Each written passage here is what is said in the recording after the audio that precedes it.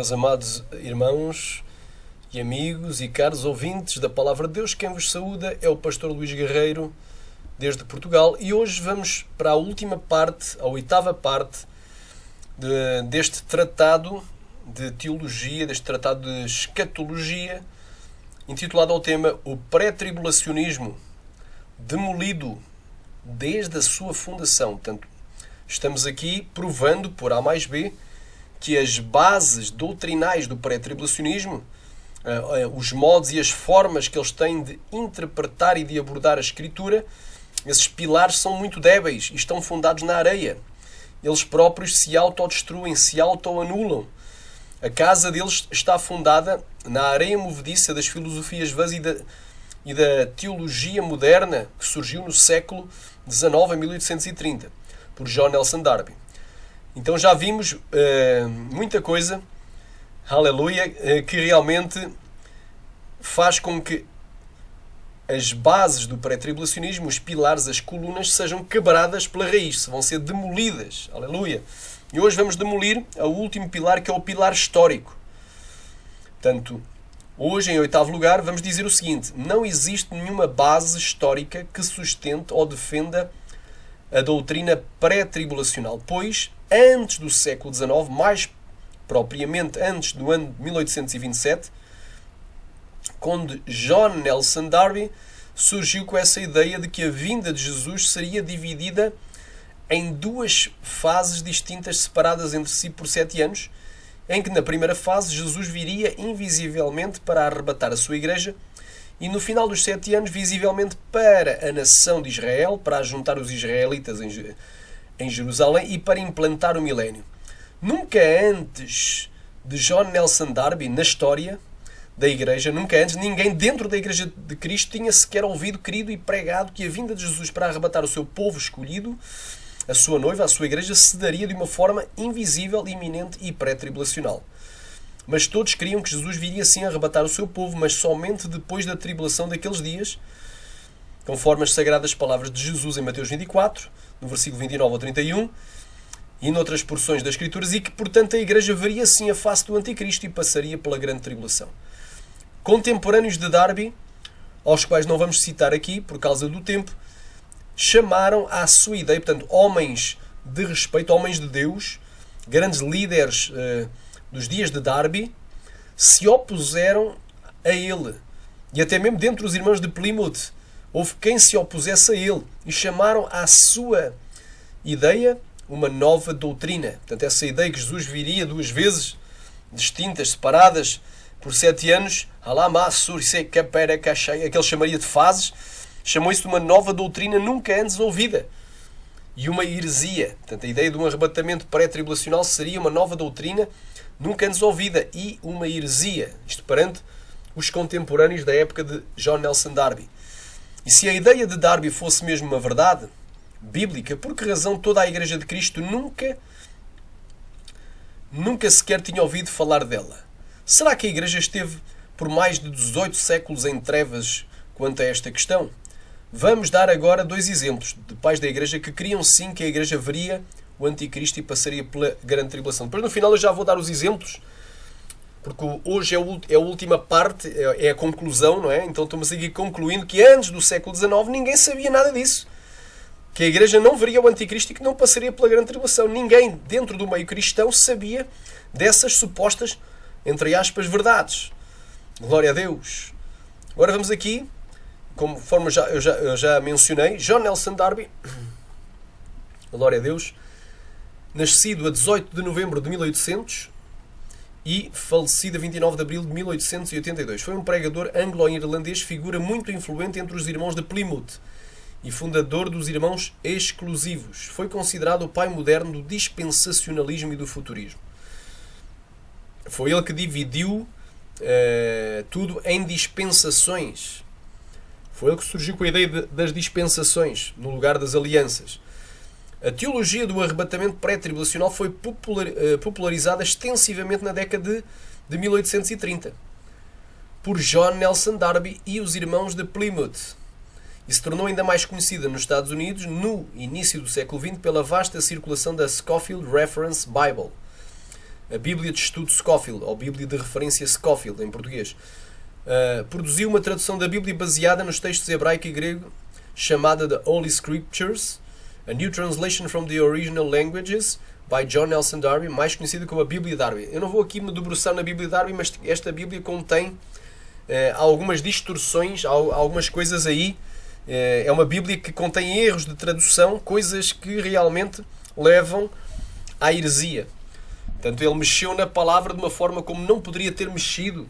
E a Bíblia diz, porque ele justifica todo aquele que ouvir as palavras do livro desta profecia. Se alguém lhes acrescentar alguma coisa, Deus fará vir sobre ele as pragas que estão escritas neste livro. Se alguém retirar alguma palavra ao livro desta profecia, Deus retirará a sua parte do livro da vida e da cidade santa e das coisas que estão escritas neste livro. Apocalipse, capítulo 22, versículo 18 e 19. Então há uma advertência para quem mexe na palavra de qualquer maneira. E a Bíblia diz, vós torceis as palavras do Deus vivo. Não podemos distorcer. Mas isso é um tema para outras núpcias, como diz aqui o português. Amém? Eu não vou estar agora a me debruçar sobre a tradução dele, que é uma tradução que realmente não é boa. A tradução dele tem erros graves e que levam a se querer em mentiras, em heresias. Ele mexeu naquilo que não podia ter mexido. Não tratou a Bíblia com o devido respeito que devia ter tratado. Portanto, era um homem muito influente. Ele era não era como se seja um mestre, um teólogo, não é? Um doutrinador, um ensinador. Não estou aqui a pôr em causa todo o caráter dele, as boas obras que fez, não. Mas em relação à tradução dele, está errado. A forma como fez, e eu não vou entrar em detalhes por causa do tempo. Mas o que nos interessa aqui é que ele foi o primeiro a sistematizar a teologia do arrebatamento pré-tribulacional, para além do dispensacionalismo. E nós vemos aqui, então iniciou-se no século XIX. Antes do século XIX ninguém conhecia nada acerca que a Igreja seria arrebatada antes da grande tribulação e que não veria nem a face do Anticristo. Então era uma inovação, uma novidade. Os contemporâneos dele se opuseram a ele. Não aceitaram essa ideia e disseram, isso é uma nova doutrina. Nunca antes ouvida, querida e pregada no meio cristão. Isso é uma heresia.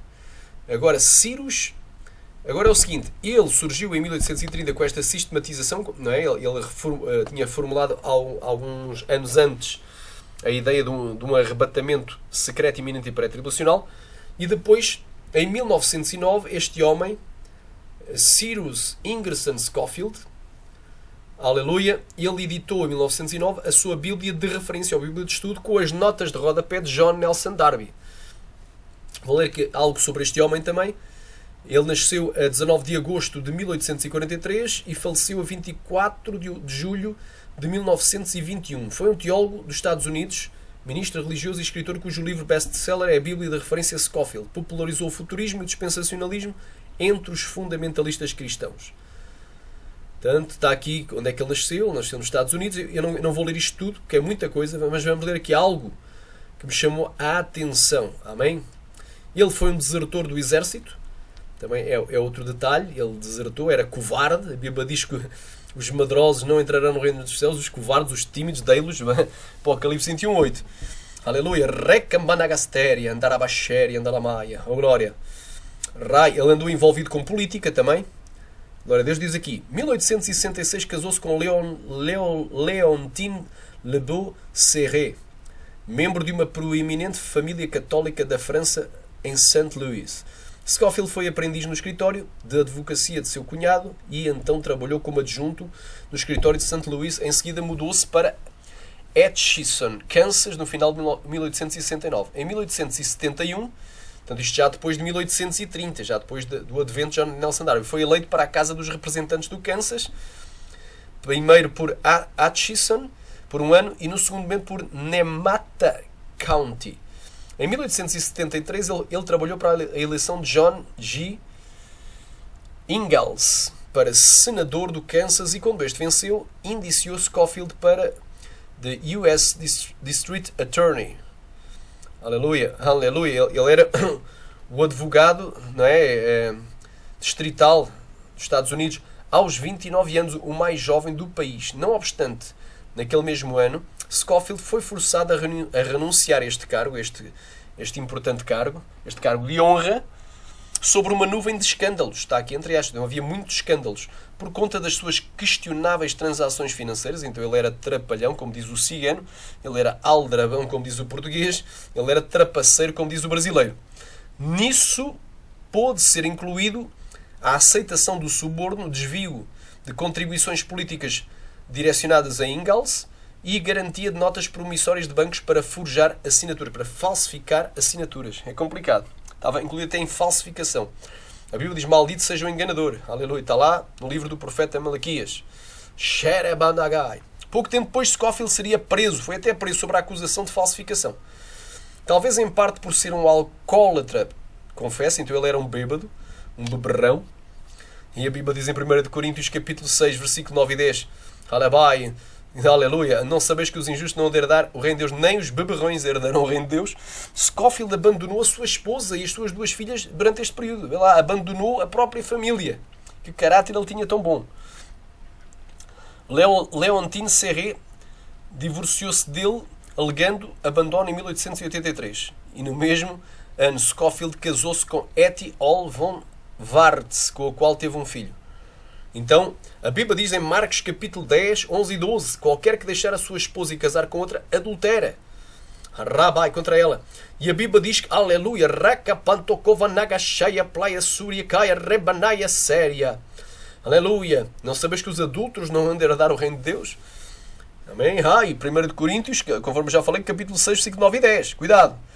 De acordo com Scofield, a sua conversão ao cristianismo deu-se através do testemunho de um amigo advogado, por volta de 1879. Glória a Deus. Sharamanagaya. Então ele converteu-se. Alebaia, ripalabastéria, cantarai.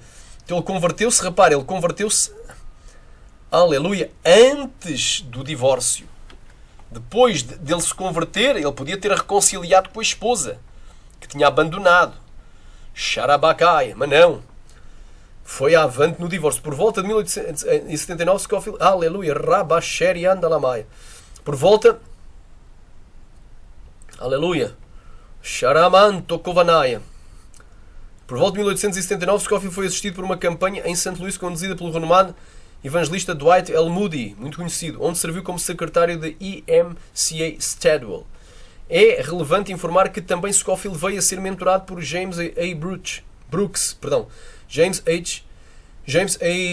Brooks, pastor da igreja presbiteriana da rua Walnut, St. Louis, um proeminente dispensacionalista pré-milenista. Em outubro de 1883, aleluia, Remanai foi ordenado ministro da igreja congregacional. Sharabaia, Cantaraia, Suriandalabaia. Oh, glória. Então repara, aleluia, o ano em que ele se converteu foi 1879. Aleluia. Então ele, aleluia, Rakapantokovanagashaya. Então ele abandonou a esposa. Aleluia. Quando ele abandonou a esposa, quando ele se divorciou da esposa, glória a Deus, ele já se tinha convertido uns anos antes.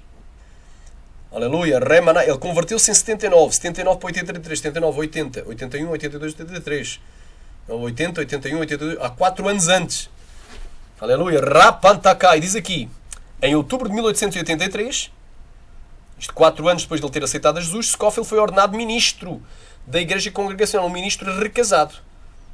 Recasado, ele aqui ainda não estava, mas depois recasou um ministro, enquanto o seu divórcio estava-se processando, mas ainda não finalizado. Então eles apoiaram este divórcio. Isto podia ter sido evitado. Deus fala, aleluia, eu, Senhor, odeio o divórcio. Deus odeia. E ele aceitou o pastorado de uma pequena igreja de missões fundada por essa denominação. Mesmo estando num processo de divórcio, eles meteram-no para pastor. Vê como é que isto funciona. Jogos de influências. A qual veio-se a tornar a primeira igreja congregacional de Dallas, Texas, agora denominada Scofield Memorial Church. A igreja cresceu de 14 para 5 mil membros antes de ele renunciar ao seu pastorado em 1895. Bem, não vou estar aqui a ler mais nada, mas já dá para ver o caráter deste homem. Mesmo depois da sua conversão, continua a aprontar, a fazer coisa errada. Agora, se ele foi para o céu ou ao inferno, não sei. Pode-se ter até arrependido dos seus pecados antes de morrer, mas este homem, depois de se converter, ele divorciou-se e recasou.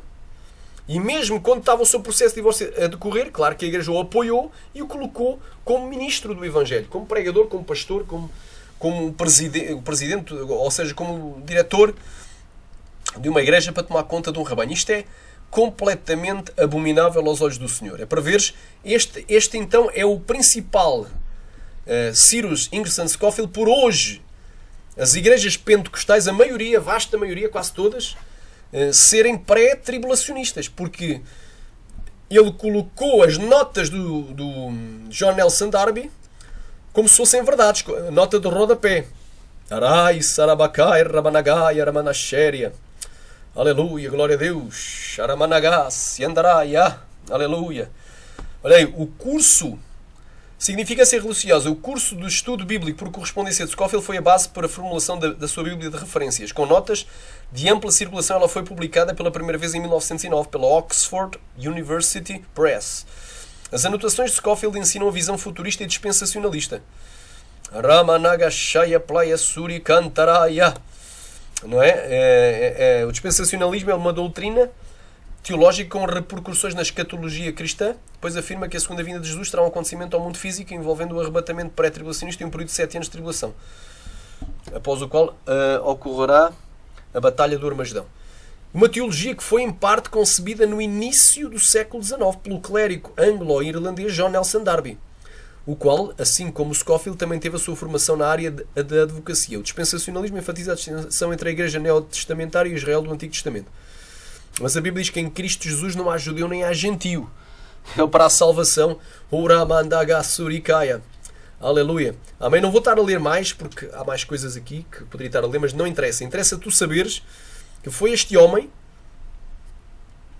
de caráter duvidoso, e um homem bastante influente, tanto no meio político como depois foi influente no meio religioso, não é? Se tornou um homem bem conhecido e apoiado, foi apoiado pelos sionistas, pelo pessoal aí que controlam aí as nações, pelos sionistas, para divulgar a sua Bíblia de estudo, que incluía notas de rodapé de Jonas Nelson Darby. Então isto é tudo muito estranho, uma atmosfera muito estranha e uma doutrina que nunca antes havia sido ouvida, conhecida, querida e pregada. Amém? É isso que eu expliquei. Glória a Deus.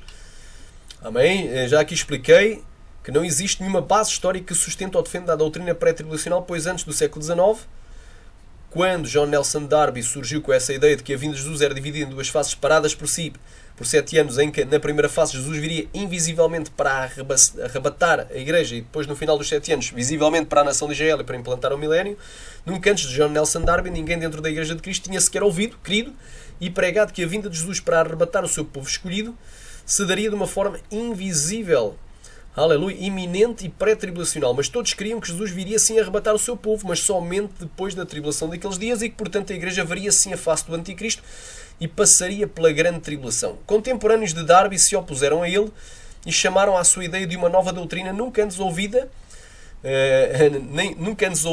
querida nem pregada, e uma heresia.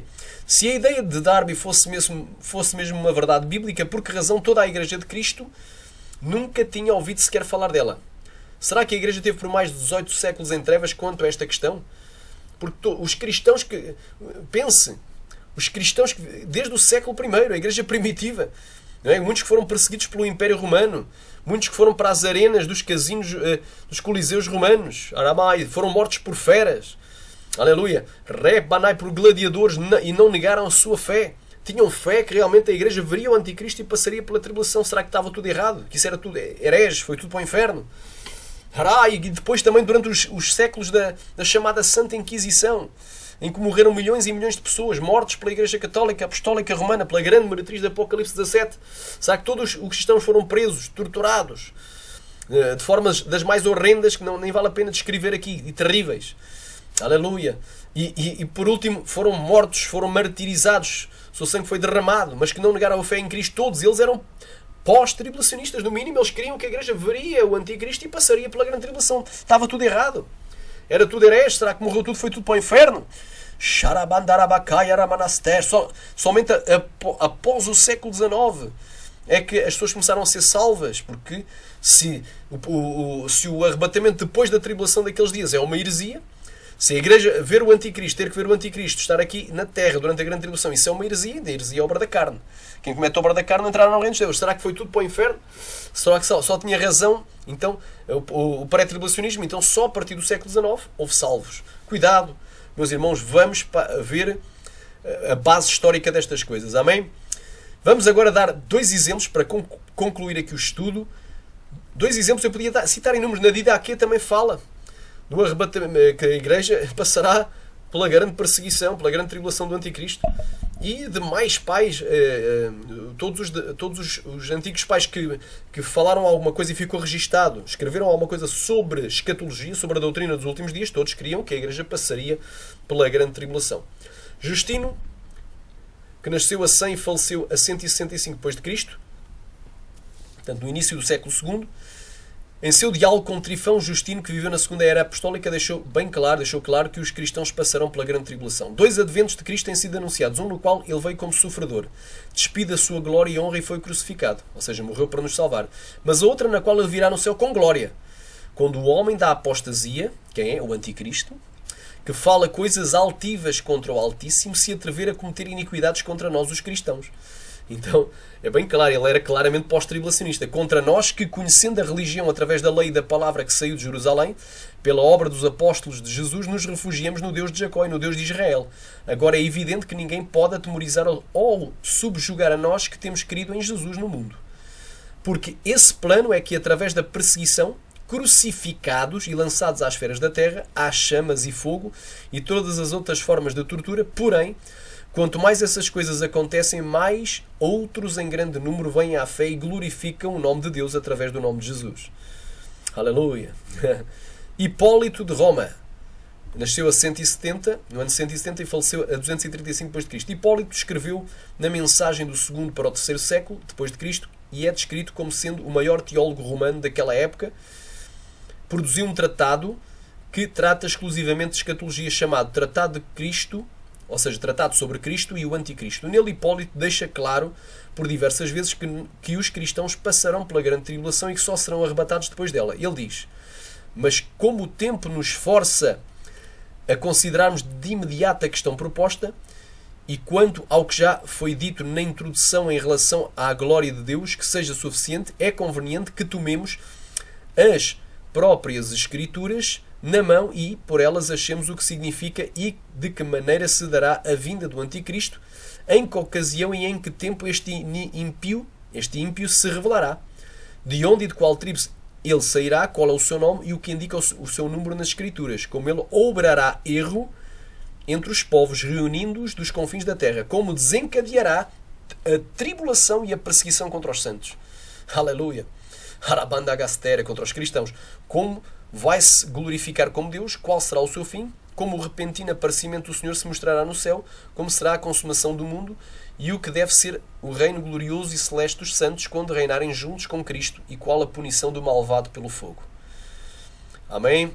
Concluindo aqui, Deus anuncia o fim desde o princípio e por isso não precisamos de esperar 19 séculos para saber esta verdade pré-tribulacional, mas ela já deveria ser conhecida desde a antiguidade. Isaías 46, 9 e 10. Lembrai-vos das coisas passadas desde a antiguidade, que eu sou Deus e não há outro Deus, não há outro semelhante a mim, que anuncie o fim desde o princípio e desde a antiguidade as coisas que ainda não sucederam. Que digo, o meu conselho será firme e farei toda a minha vontade. Shalom Aleichem. A paz seja convosco, que Deus vos abençoe em Cristo Jesus. Espero que tenham gostado deste estudo. E se não gostaram, foi aquilo que Deus colocou no meu coração para trazer. Amém. Que Deus seja glorificado através deste estudo.